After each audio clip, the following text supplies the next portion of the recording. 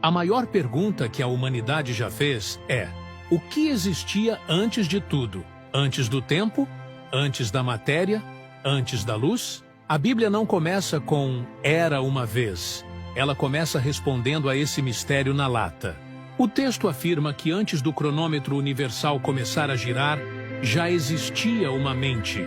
Não o nada, mas alguém, uma inteligência eterna e incriada, que decidiu que o silêncio absoluto não seria a palavra final. De repente, a ordem é dada. Essa voz diz: haja luz, e a escuridão primitiva é rasgada. A partir desse momento, começa uma sequência de 6 dias de organização frenética. A atmosfera é criada, a terra seca emerge de um oceano global, e a vida explode em cores e forma. O palco estava sendo montado para algo específico. O Criador, então, forma os animais. E, por último, o ser humano. Mas aqui há uma diferença brutal. O homem e a mulher não são criados apenas para viver ali, mas para reinar. Deus os coloca em uma região geográfica real, cercada pelos rios Tigre e Eufrate. A vida deles era simples. Tinham acesso total, segurança absoluta e conexão direta com quem os criou. Não existia ansiedade, não existia morte, não existia medo. Mas havia uma única regra nesse território. No centro do jardim, uma árvore funcionava como um teste de autoridade. A instrução era clara: podem comer de tudo, menos dessa aqui. Não era sobre a fruta, era sobre a hierarquia. Se comessem, estariam declarando independência, dizendo que sabiam governar melhor que o próprio Criador. A consequência seria fatal. A morte entraria na história. Tudo parecia sob controle. Mas na borda desse paraíso, uma criatura astuta observava, sabendo que a melhor forma de destruir aquele reino não era com uma guerra, mas com uma dúvida. E é exatamente isso que vamos desenrolar agora. Neste vídeo, você vai descobrir as respostas para as perguntas que todo mundo faz, mas poucos entendem. O que realmente existia antes do mundo começar? Já te dei um spoiler, mas vai além. Por que, se tudo foi criado perfeito, hoje existe tanto mal, doença e sofrimento? A decisão de comer aquele fruto foi apenas o detonador. Em questão de horas, a vergonha entrou, a culpa separou o casal e eles foram expulsos para um mundo hostil, onde a sobrevivência exigia suor e sangue. Mas, se você acha que o problema parou na desobediência de Adão e Eva, espere para ver a primeira geração nascida fora dos portões. O colapso moral foi instantâneo e brutal. O primeiro bebê humano da história, Caim, cresceu para se tornar não apenas um agricultor, mas o primeiro assassino em série de um homem só. E o motivo não foi território ou dinheiro, foi religião. Ele e seu irmão, Abel, ofereceram sacrifícios a Deus. Abel trouxe um cordeiro, entendendo que o pecado exigia uma vida em troca. Caim trouxe vegetais, o fruto do seu próprio esforço. Quando Deus rejeitou a oferta de Caim, o ego dele não suportou. Ele atraiu o irmão para o campo. Não havia armas de fogo na época. Então, imagine a brutalidade física necessária para tirar a vida de outro homem usando uma pedra ou um pedaço de madeira. O sangue de Abel tocou o chão, e a terra, que antes produzia vida, agora bebia morte.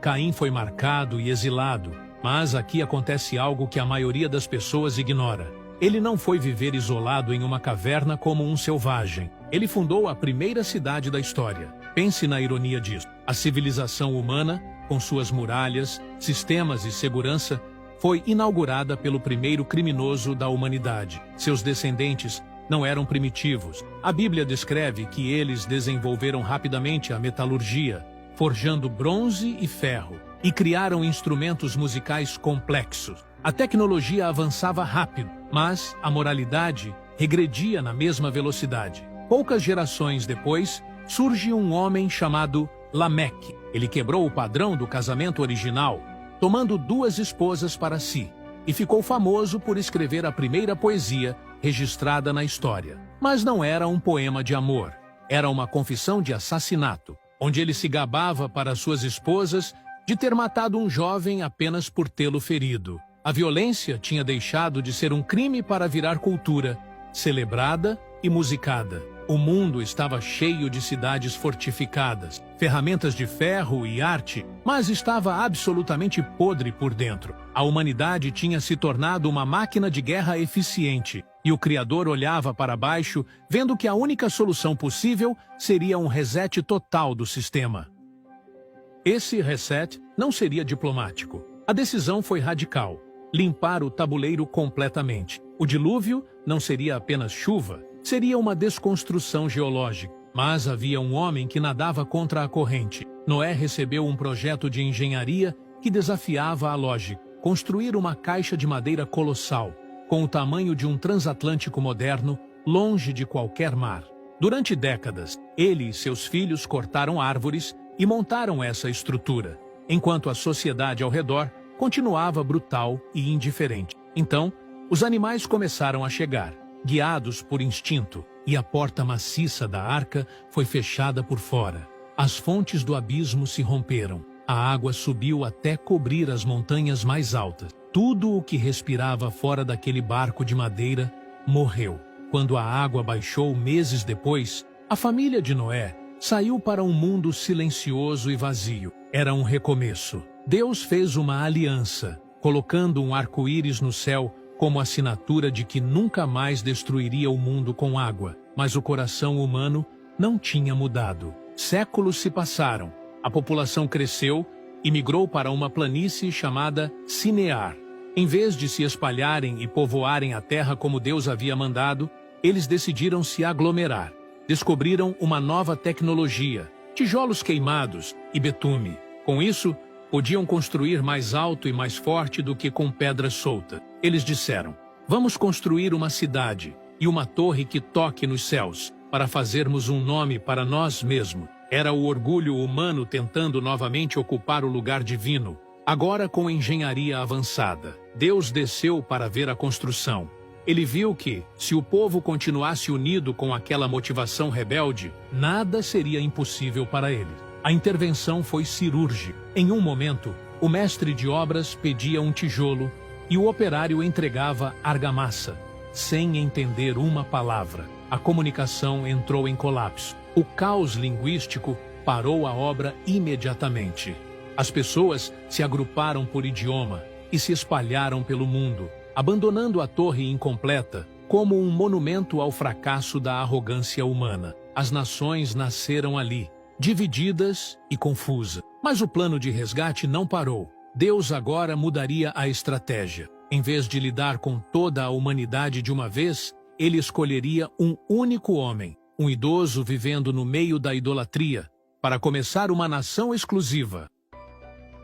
Se você fosse começar uma nação do zero para salvar o mundo, provavelmente escolheria um general jovem ou um rei poderoso com exércitos prontos. A estratégia divina foi o oposto exato.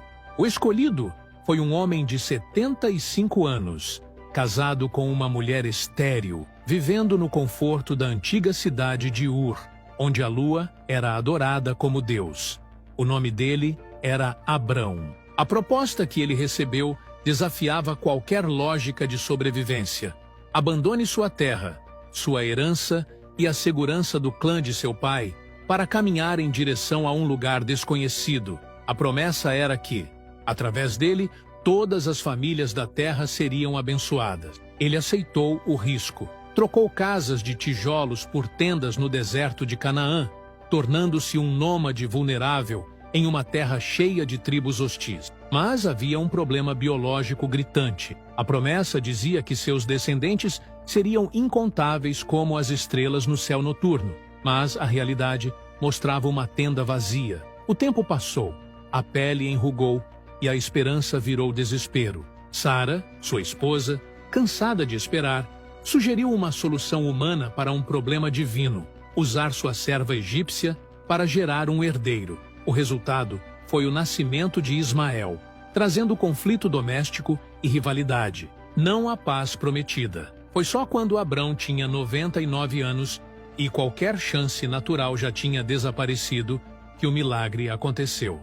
Isaque nasceu, o filho do riso. Mas a narrativa sofre uma guinada aterrorizante logo depois.